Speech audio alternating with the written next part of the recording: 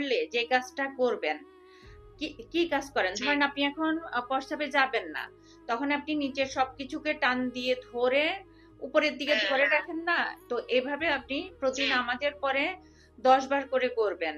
হ্যাঁ, তাহলে হচ্ছে দিন তাহলে দিনে আমরা 5 ওয়াক্ত নামাজ পড়ি, 5 বারে হচ্ছে আমাদের 50 বার হবে। ঠিক আছে? কিভাবে ধরে রাখবেন, সবকিছু টান দিয়ে এভাবে নিঃশ্বাস টান দিয়ে ধরে রাখবেন, যতক্ষণ পারেন ধরে রাখবেন।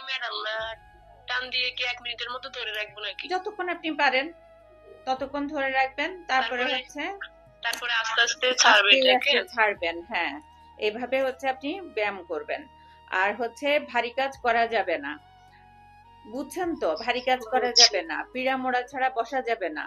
একবারে যে কাজটা করবেন সেই কাজটা আপনি 2 বারে 3 বারে মিলায়া করবেন। বাচ্চাদেরকে কোলে নিতে হলে বেশি বেশি নিবেন না, পাশে রেখে তারপরে বাচ্চাদের কাছে শুয়ে অথবা বসে সময় দিবেন। আর পায়খানা যদি আপনার কষা হয়